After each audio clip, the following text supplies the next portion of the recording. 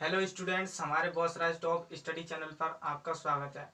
आज हमारा फिजिक्स में टॉपिक है विद्युत उपद्रव पर निरक्षीय स्थिति में विद्युत क्षेत्र की तीव्रता गणना करनी है। इससे नेक्स्ट वीडियो में हमने विद्युत उपद्रव पर अक्ष पर विद्युत क्षेत्र की तीव्रता की हमने गणना की थी और हमने विद्युत उपद्रव के बारे में सब कुछ डिटेल से बताया था और विद्युत उपद्रव आघूर्ण के बारे में भी बताया था। यानी यहाँ पर ही ना सबसे पहले हमने इससे पिछली वीडियो में हमने विद्युत उपद्रव के अक्ष पर विद्युत क्षेत्र की तीव्रता की गणना की थी। आज हम विद्युत उपद्रव के निरक्ष पर विद्युत क्षेत्र की तीव्रता की गणना करेंगे और सबसे पहले हम विद्युत उपद्रव बनाएंगे। तो विद्युत उपद्रव क्या होता है, यानी विद्युत उपद्रव होता है प्लस क्यू से माइनस क्यू, यानी एक समान आवेश तथा विपरीत चिन्हों के प्लस क्यू और माइनस क्यू को कुछ दूरी पर रखने पर, यानी सपोज हमने किया 2a दूरी पर रखने पर 2a दूरी रखने पर हमें निरक्षीय स्थिति में विद्युत क्षेत्र की तीव्रता गणना करनी है। सो हम निरक्षीय स्थिति को डॉट डॉट से प्रदर्शित करते हैं।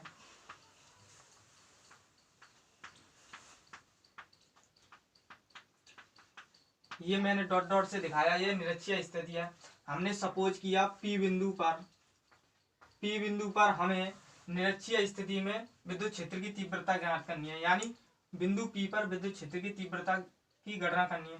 तो इसको हम प्लस क्यू से P तक मिलाते हैं और माइनस क्यू से P तक की दूरी को मिलाते हैं। ये हमने मिला दिया, ठीक है। अब सबसे बात पहले आती है विद्युत उपद्रव आघूर्ण क्या होता है। तो विद्युत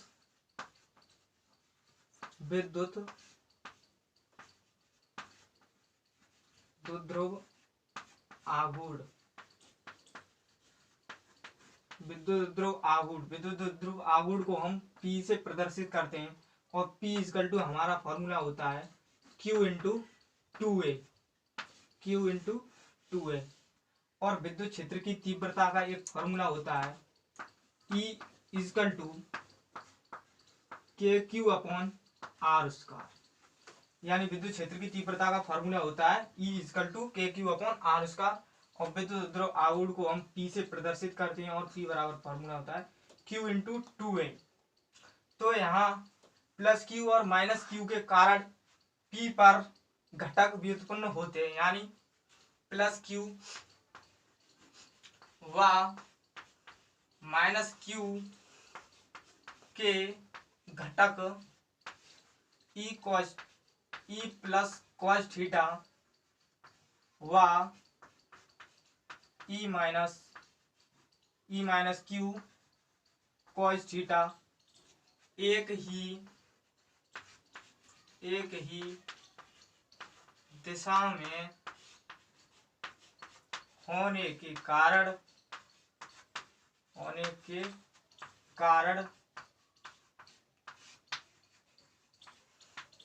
जुड़ जाते हैं, परंतु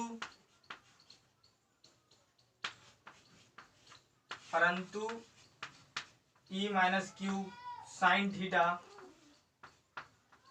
व E plus Q sine theta विपरीत दिशाओं में होने के कारण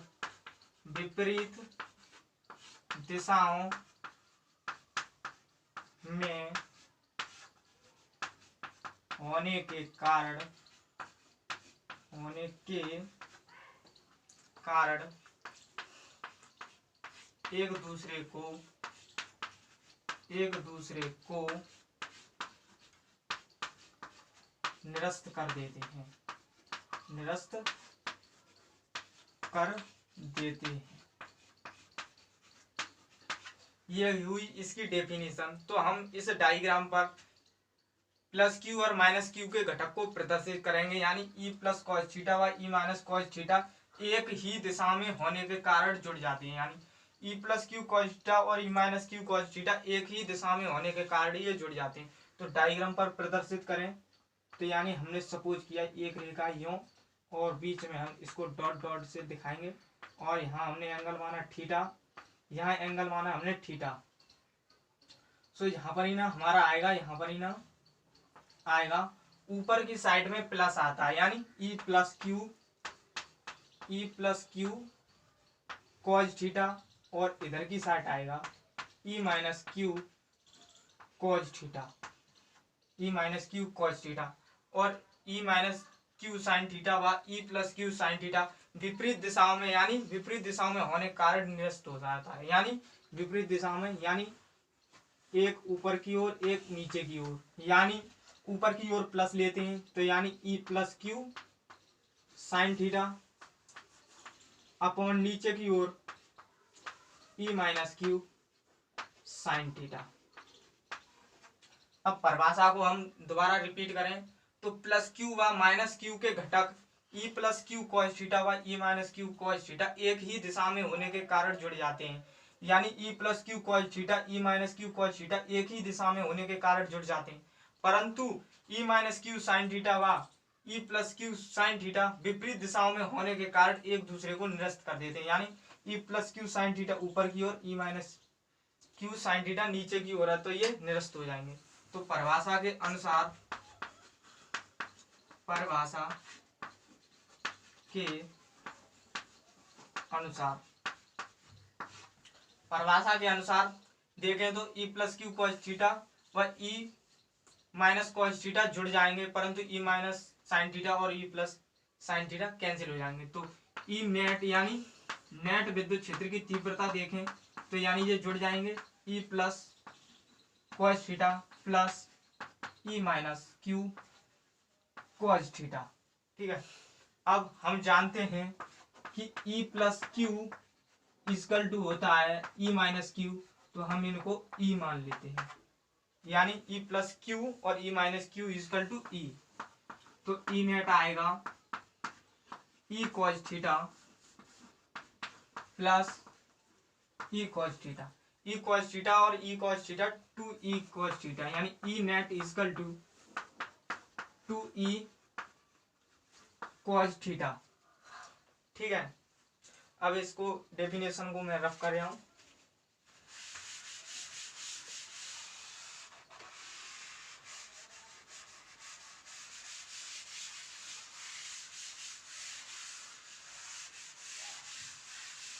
अब हमें ई नेट ज्ञात करने के लिए ई की वैल्यू पता होना चाहिए और कॉस थीटा की वैल्यू पता होना चाहिए। तो सबसे पहले हम ई की और कॉस थीटा की वैल्यू निकालेंगे।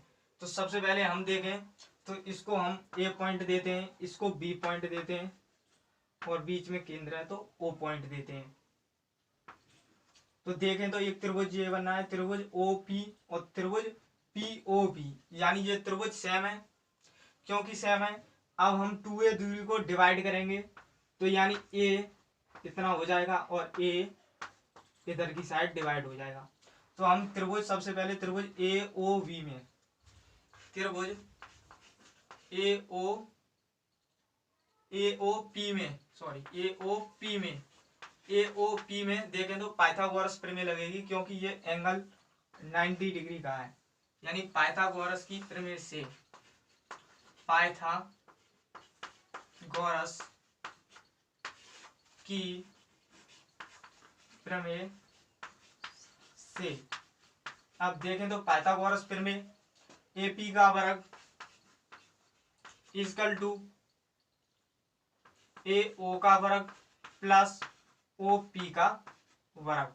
ठीक है, अब हमें AP की दूरी तो ज्ञात करनी है, AP का वर्ग AO बराबर A है, यानी A का वर्ग प्लस OP दूरी को हम R मानते हैं, OP दूरी को R। ठीक है, अब OP बराबर R तो R स्क्वायर, हमें AP की दूरी चाहिए, यानी AP इक्वल टू रूट में A square plus R square. अब हम इसी प्रकार, यानी ये दूरी कितनी लेकर आई, AP की दूरी लेकर आई रूट में A square plus R square. ठीक है, अब हम त्रिभुज POV में, त्रिभुज POV में फिर पाइथागोरस की प्रमेय के अनुसार देखें तो, यानी पाइथागोरस की प्रमेय के अनुसार PV का वर्ग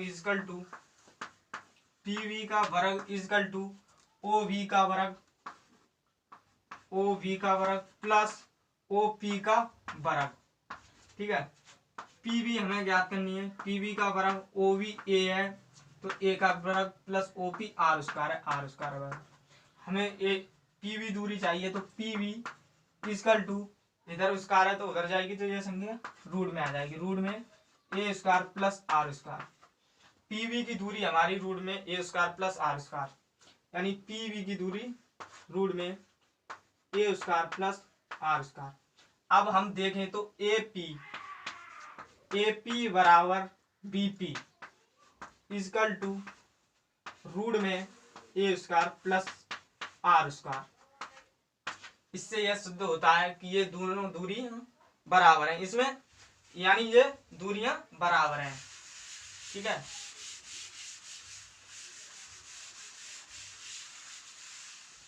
अब सबसे पहले हम ई को ज्ञात करेंगे। तो ई ज्ञात करने के लिए ई ज्ञात करेंगे तो ई इक्वल टू हमारा फॉर्मूला होता है के क्यू अपॉन आर स्क्वायर।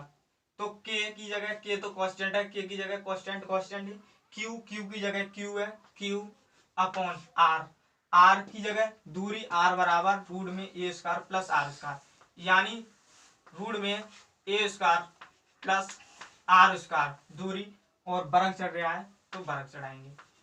फिर ई इक्वल टू हमारा निकल के आया के क्यू अपॉन आर स्क्वायर से रूट कैंसिल हो जाएगा, ए स्क्वायर प्लस आर स्क्वायर। ठीक है, अब हमें कॉस थीटा चाहिए तो हम कॉस थीटा लगा रहे हैं। कॉस थीटा बराबर आधार बट्टे कर्ण होता है, कॉस थीटा बराबर आधार बट्टे कर्ण। अब कॉस थीटा इसमें आधार देखें तो ए है, ए अपॉन कर्ण ये है ए पी यानी रूट में A square plus R square. हमने ई की वैल्यू और कॉस थीटा की वैल्यू निकाल ली। अब इसमें पुट करना है हमको, मैं इसको इधर रफ कर रहा हूं, इस डायग्राम को भी रख।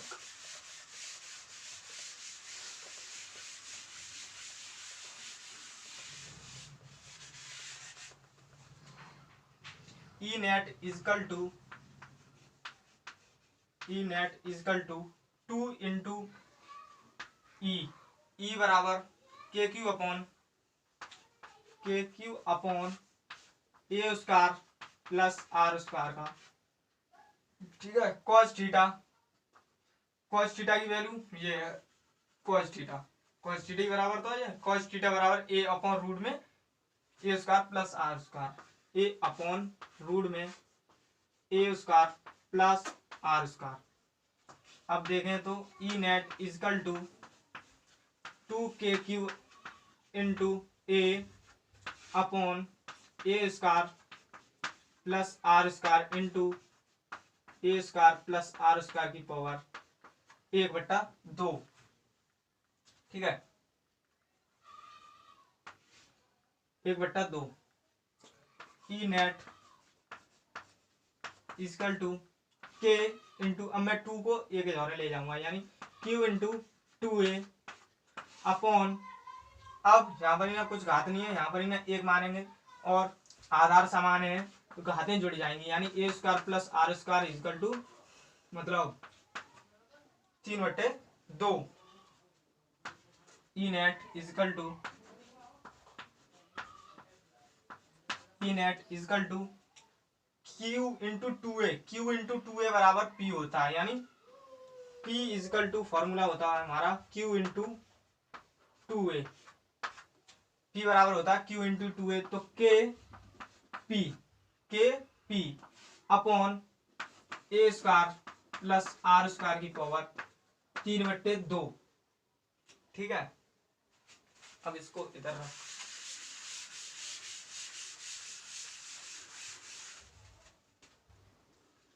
E net equal to K P upon A square plus R square की पावर 3/2 आया। अब यहाँ हम एक पॉइंट लिखेंगे, यानी आर स्क्वायर जो है ए स्क्वायर की तुलना में काफी बड़ा है, यानी ए स्क्वायर काफी छोटा है। तो यहाँ हम लाइन लिख सकते हैं ए स्क्वायर को छोड़ने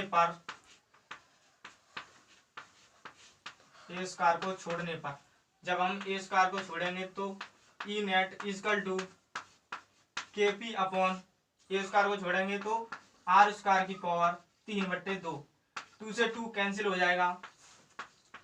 ई net equal to K P upon R Q. E net equal to यानी ई नेट टोटल आया के पी अपॉन आर क्यू। हम विद्युत उपद्रव के निरक्ष पर निकाल रहे हैं तो यानी ई निरक्ष equal to K P upon R Q.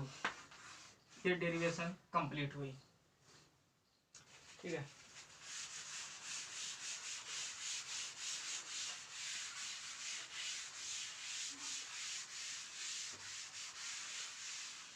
इसमें विद्युत उपद्रव के सबसे पहले हमने पिछली वीडियो में अक्ष पर विद्युत क्षेत्र की तीव्रता की गणना की। इस वीडियो में विद्युत उपद्रव के निरक्ष पर विद्युत क्षेत्र की तीव्रता की गणना की। तो इसमें एक संबंध है यानी संबंध यह है कि ई अक्ष पर हमारी विद्युत क्षेत्र की तीव्रता 2 kp अपॉन आर क्यू थी और अभी हमने जो निकाली है ई